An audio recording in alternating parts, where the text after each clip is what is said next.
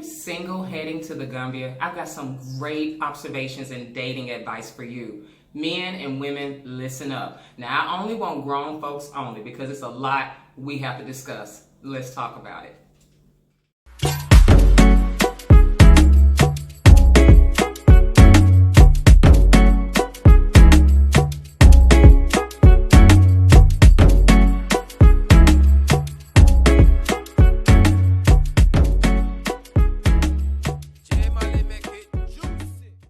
Everybody, how are you doing? I hope you're having a fantastic day out there. I want to talk about one of my favorite subjects. Well, sometimes it's not my favorite subject because so many people are jaded and bitter, and it can be a very negative landscape for this topic. But I want to talk about love and dating in general, but specifically for people that are coming to Gambia, okay? Men and women both. I'm that person. Y'all know me with my vlogs.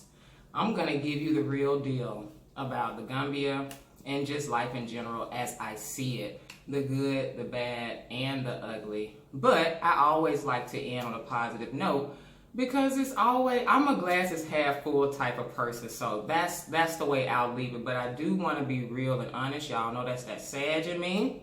So I do want to give you a proper heads up for things and observations that I have seen, and also things that you could probably benefit from knowing as well. Now, let's start with, who am I going to give the information to, the men or the women? I'm trying to think. Let's start with the ladies. Hey, girl. Hey, sis. Hey, sis.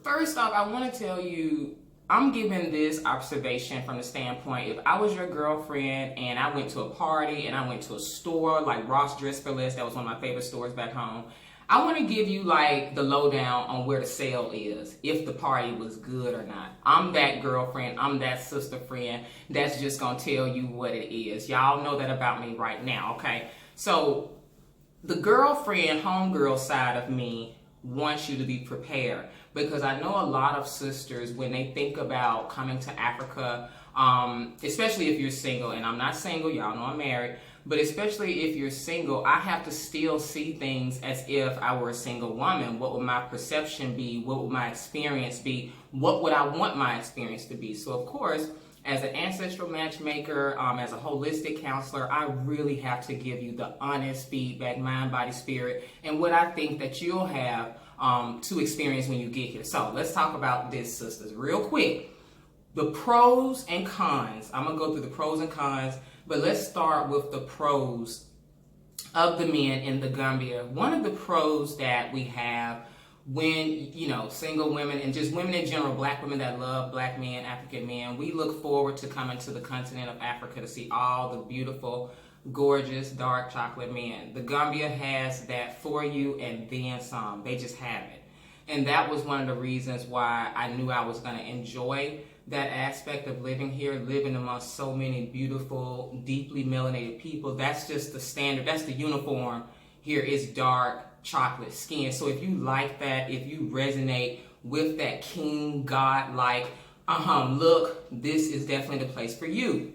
Something I saw that was really ironic to me, sis, this was ironic. Y'all should go back to the video, would you date or marry a Gambian man? Go back to that video where I interviewed like the 22-year-old beach guy out there, and I saw the comments. Just look at those comments. Some of the sisters were saying, I could rock with it, I could work with him. I mean, y'all were giving him a lot of praise, and I'm not saying you shouldn't have or should have. I was just really impressed by how you guys were willing to give this brother a shot, and he showed you his living quarters. Like, he showed you that he was living and sleeping in a tent outside, cooking on the rocks in the wood. And I had a sister say, I can fix it up and make it nice. And I was like, wow.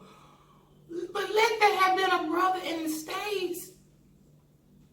If a brother in the States ain't even got a car, the sister's not even checking for him, no education, what?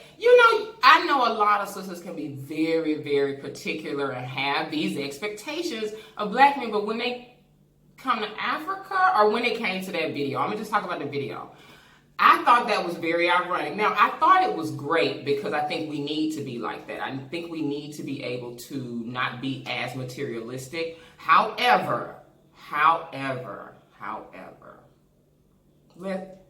can I be honest with you, sisters? I want to call your bluff. For those of you that was like, oh, I could work with it. I could do it. And I'm not talking about these are the economic conditions of all Gambian men, but I'm definitely going to come back to that too. Some of y'all that were saying y'all could have rocked with that, I want to take y'all out there and see how long you could last. Living out there in that tent, smelling yourself, how you have to bathe. Like, I want to first off see how turned on you be. Now, here's a pro of being in the Gambia. We are very hypersexualized in the States. It's just sex, licking and a fucking and a licking and a fucking and a 69 and a dip and wine. Like, ugh, too much, right? Like, it's too much of that. So you get a chance to calm down from all of that, but this also means you have kind of a sexually repressed culture. Now, look, I'm going somewhere with this.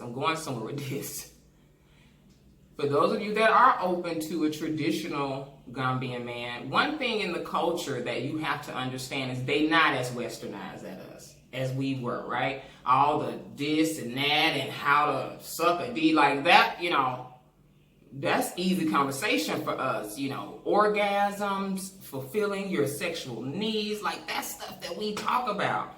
That is not big in their culture here. Ain't nobody out there talking about that over lunch.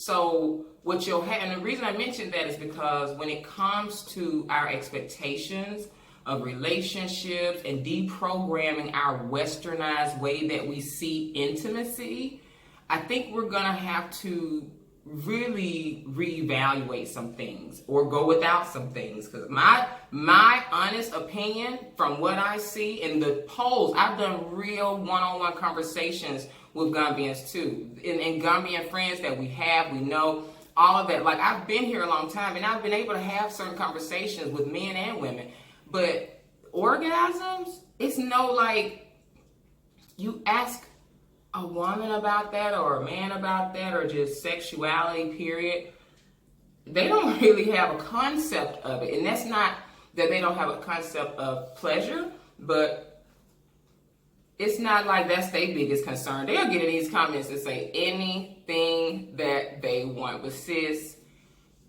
the intimacy, I think, for us, we need to go back to the spirit of intimacy, first of all, okay? Because intimacy is about more than just sticking stuff in a hole and humping up and down, okay? It's very spiritual. It's also a form of ritual. So I think it's something to be said for that. So we need to come back to tradition. But what I will say is, don't come here thinking you finna just have this, get broke off by a mandingo and it's gonna be amazing and he gonna blow your mind. Sis, I'm not setting you up for failure. Don't come out here thinking it's gonna be like an African version, like how Stella Got a Groove Back. It is not the African version of how Stella Got a Groove Back. Well, it is to a certain degree. What they did get right in the movie was sexy, dark chocolate men, but you will, because of the economic conditions of most people in the culture there, you're going to have to be okay with being a sponsor. And that may not be any disrespect to men here, because this is kind of an arrangement culture. And I'm going to go into that a little bit too. Sis, if you're one of the women that's got bread, you got money, you don't mind taking care of a man, my honest to God, sister, girl opinion is most of what you'll see in the culture here, which is why you see a lot of the prostitution culture and sex tourism going on. We talked about that the other day. It's a lack of economic opportunity. People make between 15 cents to $2 a day, $80 a month. This is for men and women. This is just the average, okay? So when you have that as the average, you also open up another industry, and that's what I say. The sex tourism is an easy opening for people to be subjugated because they're being subjugated economically. They're not empowered economically. So you'll see that. You'll see that. I have to preface all of that because that's why you have the Europeans loving the Gambia. They use it as their little playground. They do. They do. And I get it. I get it. Like, I'm not saying we should be down with that, but I understand why they didn't want us coming over here, because we'd be able to just peep the whole game. Like, I'm calling it right now. Like, oh, that's why they like being over here. Because the men, they can easily get the men to sleep with them because they don't have any money. The women are quick to be with the prostitution culture because they don't have any money and opportunity. Okay, so, but here is what I have to say about that. I feel bad to see some beautiful dark chocolate man walking around with a crinkly, crunchy demon, and same for women because they hard up and broke. I'd rather see an older black woman with one of these Gambian men if it's gonna be that. I mean, my God, for real, for real. And what I would rather see is us just come here in numbers like we're about to do and create economic opportunity. So we don't have to have this sex culture at all. Especially not to be subjugated and continue to be subjugated by your oppressors and raped and molested. Like, that has to stop. So you have to understand this is a culture that you're coming into. And you can very well see yourself as the sponsor. That can very well be the case because the average Gambian makes around 15 cents to $2 a day. And we talked about yesterday, it's hard to hear the truth. We know a part of African culture, just like Black American culture, is to delude ourselves. We got people hugging in marches out in the street right now and dancing in front of police officers, still deluding themselves, not understanding that we're at war. So we have that type of mental illness in our collective to not see things for what it is and not be able to appreciate being able to call things out, because that's really when you can make a change. That's when you can really start changing things in the collective, is when you just are willing to acknowledge them. But if we're not willing to acknowledge our open enemy, what's going on, what we need to change, we're going to continue to deflect and lose our momentum and energy calling out people that are doing good and thinking that they're evil just because they're telling us the truth. But yeah, I'd rather see our sisters over here. And I'm not saying you need to get you some little young Gambian man. And I don't know why people was thinking I was on that Gambian boy, like when I was shooting that. Let me tell you something, how I'm so not that woman to be out here using my camera like that. Like, y'all, a couple people perceive that from their weird mind. Like, I'm kind of a comic. And I'm in the moment doing things for kitsch. I'm whimsy. I'm out of the box. But you guys literally think that I'm with the whole young thing and being this old. No, baby, that's weird for me. I don't get attracted to any other man. I'm married, for one. And if I was attracted to another man, he certainly wouldn't be the same age as my nephew. And men, this is something I want to get into when we talk about this poverty and stuff like that. I don't know how turned on you can be, sis. All of y'all that thought y'all could be out there with him under the tent. How turned on can you be by poverty? It ain't nowhere in the world I could be turned on. How long can you be turned on by somebody that you see living impoverished? So it don't matter what they talking about. It's sweet. A lot of them are happy and proud to be poor. And a lot of them will tell you that. I've heard him and many others tell me that. They're proud to be poor. So, but sis, I know what you expecting though. We don't resonate with that type of language. Gambian men, if you looking for a sister, if you like the black sisters, y'all need to keep that out y'all conversation. And a lot of black women are a lot more sexually open and understand what their body needs. So you're not going to be able to just jump up and down on them and think they're going to be satisfied. Like, I don't know where that works. I don't know. Look, let me tell you about one time. I'm not saying this is all African men, but baby, if I had to put some money on it, one time I had a sexual encounter with an African man. I can't, okay. And it was like barely any foreplay, if any. And then once we got to the sex part, it was so just in and out, pump, pump. And matter of fact, I was trying to kind of get sensual with it. He couldn't really get my rhythm. It was robot. I was like, oh my God, this is... And then, you know you're in the worst sexual experience ever. You're like, oh my God, really? And then okay, I'm going to just ride it out. It can't get no worse than this. And why this man say, let me pump. Because I was trying to kind of get in there and, do my little thing a little bit and get my... And he was like, let me pump. This is very much let me pump culture. I feel it in the spirit. They don't even talk to them about sexuality, orgasms, all of that. They'll be like, what? And it's not a language barrier again. Okay, if you explain it to them what it is, It's not something that's prioritized, boo. Okay? It's not. It's just not that thing here. Now, for men, and I'm gonna kind of jump around a little bit, but for men, when it comes to your sexual gratification, your sexual needs, we're just gonna be honest. That sexuality, it ain't nothing like being turned on by a woman and she's whack in the bedroom. Which is why I was telling the sisters the same thing. Like, you seeing dudes that are just fine as all get out. I mean, they just gorgeous here. I was behind a guy in the ATM one time. It's a lot that be popping up at the ATM. I'm at the ATM a lot. But he looked just like Amistad, the Jaimon Hunsu. I just knew it was him. I was standing behind him like, I'm going to meet Jaimon Hunsu out here. Okay, cool. It looked just like him. So I already know his tribe has to be Gambian. And then I put up a picture on my Facebook. You remember the one I said, these men out here looking like Luke Cage? I had to take a picture. We was in the car. I was like, oh my God. Brothers, it's going to be the same thing. Now, I'm going somewhere with this. Y'all just follow me. All that is well and good. But I am that friend that's going to tell you about that party. That, hey, the flyer looked good, but girl but bruh, none of the chicks looked like that when we went inside. It's a little bit of a disappointment when you see the hotness, but when you go inside, you have the conversation, you get a deeper look. They talking poor. They're really still suppressed. And that is not all what they be saying. It's some, not all. Okay, well, whatever, however you want to put it. This is what the brothers and sisters are going to experience when they come out here. Now, this is my solution. My solution is this is going to be okay for some people.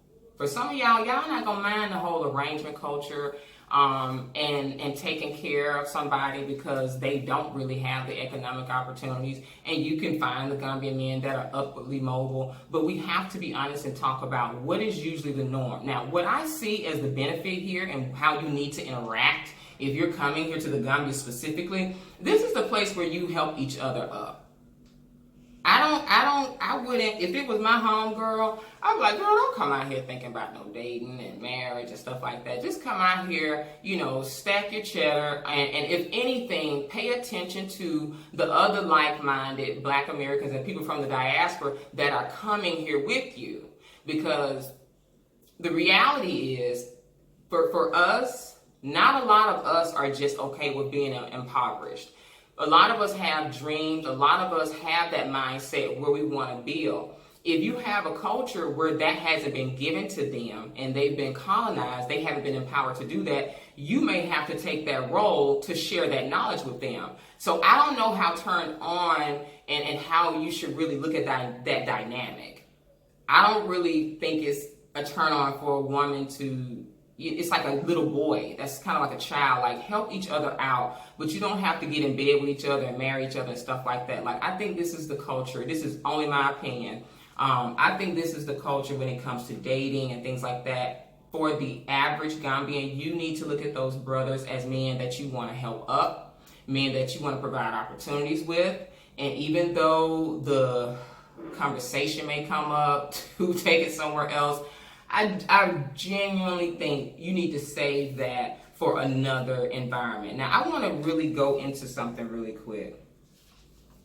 I was thinking about doing a matchmaking event here. I've been dreaming about that for so long, connecting diasporans, Black Americans, and Africans together, because I'm like, that's a winning combo. We need to be connected. We've been away and apart for so long.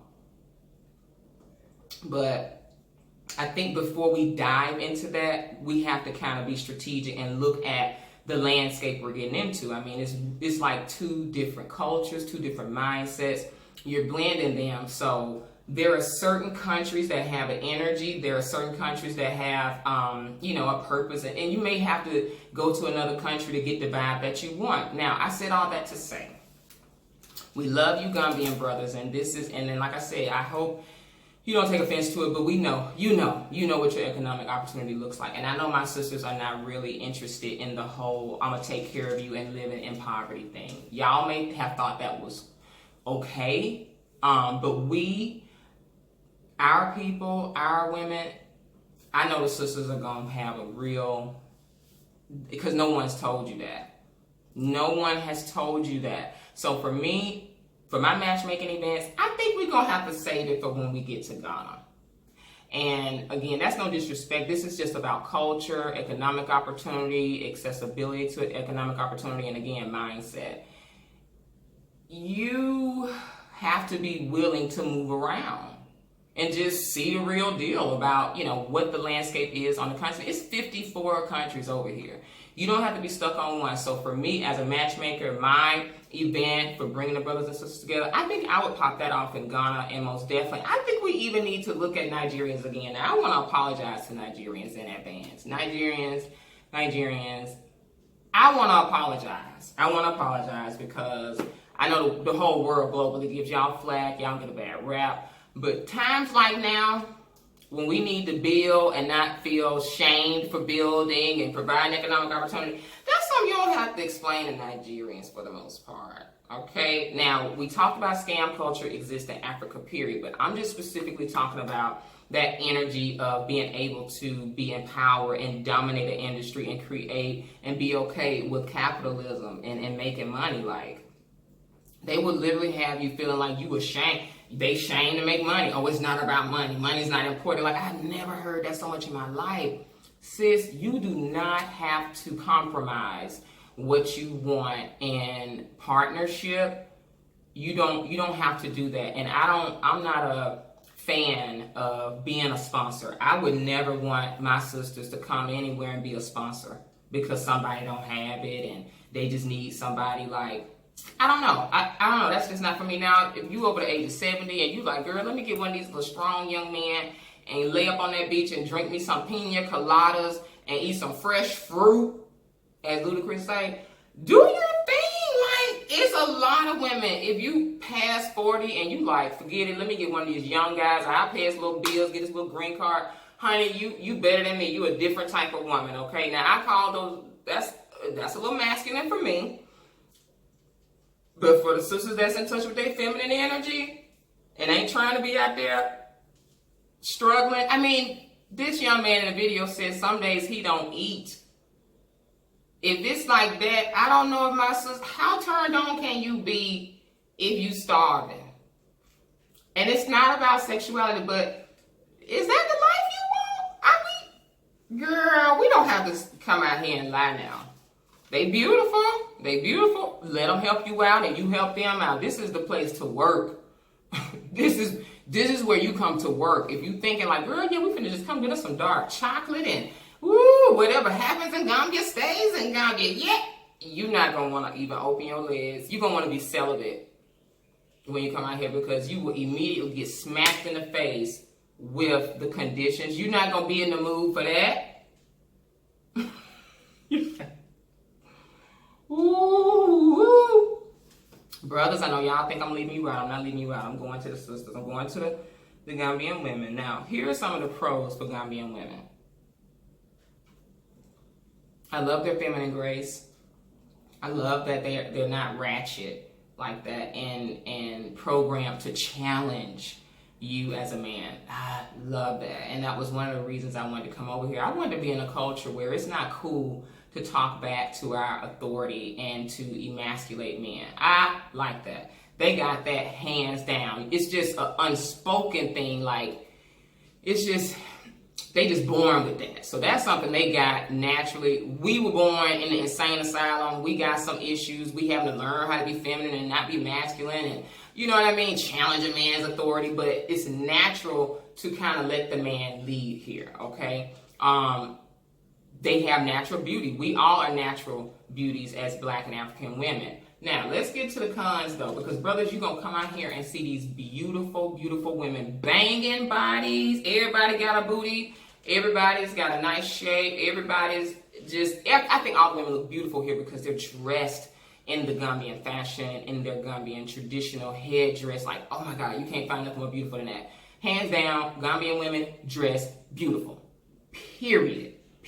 The fabrics, it's like they're going to the prom every day. It's a natural opulence, and just over the top edge that they have to their fabrics and their fashion. So I love that. You're gonna like that too. And I think it's something to be said for women that are beautifully covered, fully covered, because we got so much booty and coochie out in the West, Lord. It is too much. And I'm real straight. Like, I'm so heterosexual. Like, it makes me uncomfortable to see all of that. Like, cover it up because it's context.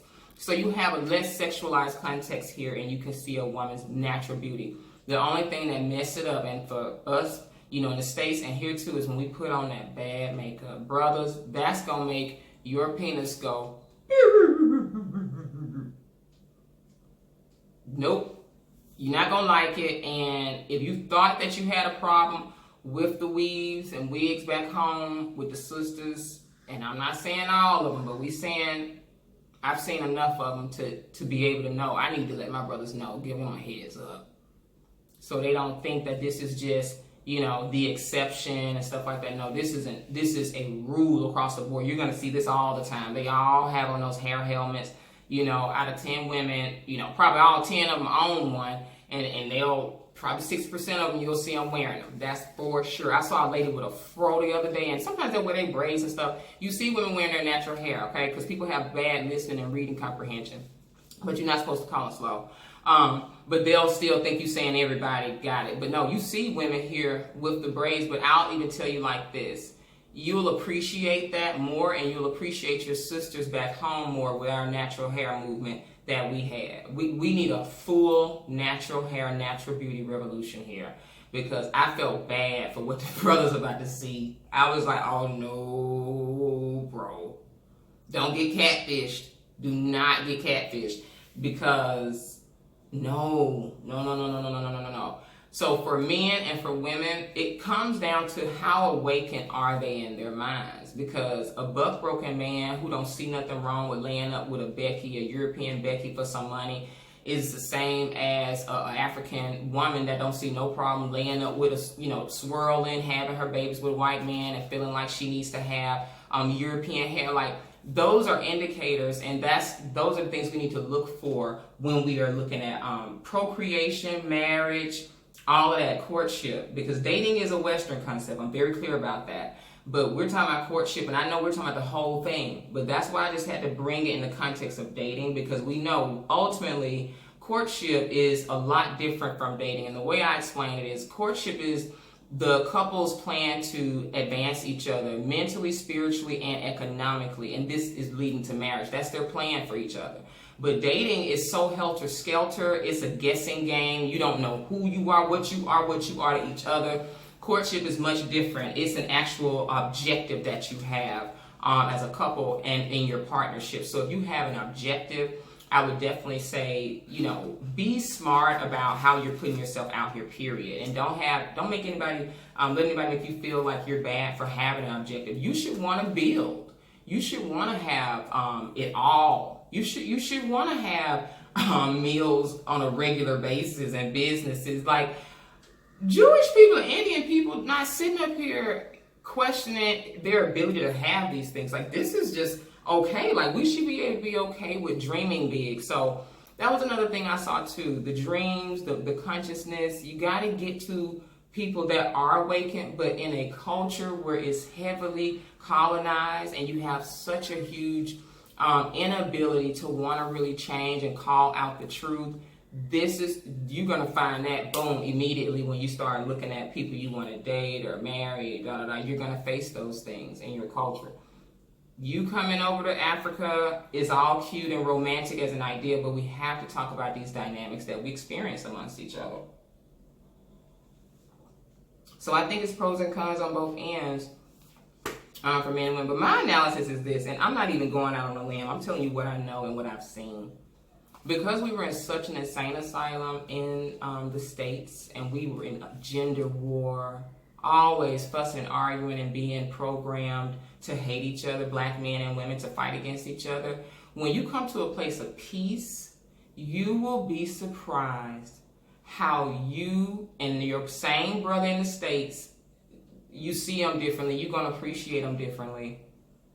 You're going to appreciate them, and the same for brothers. Brothers, you're going to appreciate those nuances that you bring, those similarities that you bring. And I think that when you're in a better environment, I think you'll have a better chance at connecting. it's nothing wrong with exploring your dating options. But sis, I think for economic stability and a culture of people that are okay with making that bread and go get just more of a go-getter culture, I think Nigerians, I'm a blanket statement this, and I'm not saying it's all Gambians, but I'm saying I would want to do my singles event in Nigeria. I never really wanted to be in Nigeria like that, but I'm willing to say from just a real economic, logistics, pragmatic standpoint, they're probably gonna be, it's like it was in the States. I was like, it's no way in hell I would want to date in Alabama. Absolutely not. Like economics, socioeconomics, the mindset of people. I call Alabama slow, like they not woke. Atlanta, I loved Atlanta. A lot of people were brainwashed thinking Atlanta was full of gays and all this stupid stuff, but Atlanta has the most heavy population of woke, progressive, brilliant, educated black people from all over the world in one city. The best place, in my opinion, to date. Please, please, please do not put your negative comments about Atlanta dating in the comments. Like, we just don't need it, because I had to break that down long ago. Wherever you are and whoever you are, you will attract your situation based on who you are and your energy. You're going to attract that certain love experience that you think that you can have, and whatever you don't think you can have, like all the trauma that black women and men have, that's what's keeping you away. So we don't have to go into, oh, it's my city, or it's this, but I will say there are some things you do need to consider. And I just felt like Atlanta's, populace and the likelihood of you meeting brilliant black people that are on the up and up is far greater than you would in a place like Durham, North Carolina. So if I was a single woman, there's certain places that I would place myself that I would have more of an advantage of getting the type of people and brilliant black intellectual and experience that I want. My general take on it is come to Gambia if you're okay with bringing somebody up and lifting somebody up economically, if you're okay with the culture of people that aren't motivated by money and they're more simple. I think you should explore that option. I think you should totally explore that option, but I think that it's something to be said of people that really want to be in touch with their power and want to overthrow their oppressor and create economic opportunities for their own. I think it's something to be said about the businessmen of Africa. So those are the ones I would still say, sis, we need to look at those that's moving and shaking. We should have been doing that at home in the States, okay? Y'all doing that in the States, but not enough. Y'all need to really, really stay on point with that. It needs to be movers and shakers. You don't have to change that, because if anything, you're going to really appreciate black men so much more if you come specifically to the Gambia. Now, for the singles events, the matchmaking events, the mixers, because I'm definitely going to host a mixer at some point, along with the healing retreat and the business development tour that I'm going to host here. And if you're interested in that, send me an email and put retreat. I'm itching. It's these earrings I feel like hit me. Send me an email to rcafe@gmail.com if you're interested in coming to the Healing Retreat and the Business Development Tour. But I will also be making plans to do a singles mixer for sure for people from the diaspora and that want to connect, because my ministry is very serious when it comes to screening people, what we want, the high quality singles that we're looking for. That's why I'm very serious about this. I'm not playing about legacy. And we can holler all of that love, and love don't pay no bills, baby. Like, we got to be realistic and get some tangibles. So I'm not about black women signing up and entering into arrangements where they can't get their tangible needs met, spiritual needs met, emotional needs met. And I'm not going to sign on for black men to be a part of an arrangement where they're not going to get their needs met either. I don't think that would be fair. Another word of advice, black men. Now, what I've seen, and this has happened to a couple people, it's happened a lot. Sometimes the smiles of the women and, African women, they ain't finna be all in your face like this. But please don't piss her off, because they can be real quiet with theirs, okay? So it's not only scam artist culture for men, but I have heard a lot of brothers, they say, hey, you know what? They'll act all sweet at first. There are some, not all. Some, not all. Some, not all. You got to keep on saying some, not all. Some, not all. Some, not all. Some of the women be on some scam culture type stuff. I had a woman that I took a picture of. I put up on my Facebook page, praised her, one of the Gambian women out here, and honey, she was in men's inboxes. I had to shut that down immediately, like, oh no, fire her, everything. We don't play that. I'm protecting my clients, my database. You know, it's a lot that going on, and it shocked me. Like, I was like, whoa, young lady. You can't do that in my Facebook friends list just because somebody say, oh, she's beautiful, and now you going in his inbox, all this. We can't have that. We can't have any of that. So, okay, that's all I have for my notes. My final analysis, as I said, guys, be open to your brothers and sisters that you're going to meet over here in paradise, because it sucks to think about coming to paradise and being alone, but I'm letting you guys know now, I'm seeing people that are possible matches even in my database now. Don't be going through the black repat using it as a singles group. Do not do that, because I see some of y'all already got that vibe. I had one brother, I'm not going to call your name. We just asked, what you do for work? You know, do you own a business? Yes or no? Or employee? This brother putting selfies in the doggone comments like, bruh, this is not love connection. Don't start. But I will say it's the right idea, because you are getting closer to the like-minded group of people that resonate and think like you. So all I do is bring people together that are like-minded. And what my philosophy has been over the years doing matchmaking and even singles events and curating certain groups of people, I've noticed that your likelihood of having matches skyrockets through the roof when you have a group of people that are like-minded. The likelihood of them being able to be a match and having emotional compatibility, spiritual compatibility, all of those things are more likely when they have the same thinking. So that's why I'm very serious about certain types of black people, certain levels of thinking that's on code, that think about how to economically establish themselves here. You know, we have to have a certain caliber of people, because as we rebuild a new black society, how can we rebuild legacies without families? We have to start thinking in terms of dynasty, family, because we've been broken. So this is just as important of a topic as how to save your money, how to experience, you know, an African home, you know, just whatever it is. You have to know these things, especially when it comes to relationships, love, because this is a huge component of the human experience. So I hope that helped you guys. I hope I didn't piss too many of you off. But listen, sis, we're going to have to wait. Let's move around to Nigeria and Ghana and do the mixers. But for Gambian men and women, come here with a spirit to serve. You will be humble. You'll be very humble. You don't want to look, you're not looking at it like that. You will be so humble to want to help them and provide opportunities for them, and they will become your nephews. That is my observation.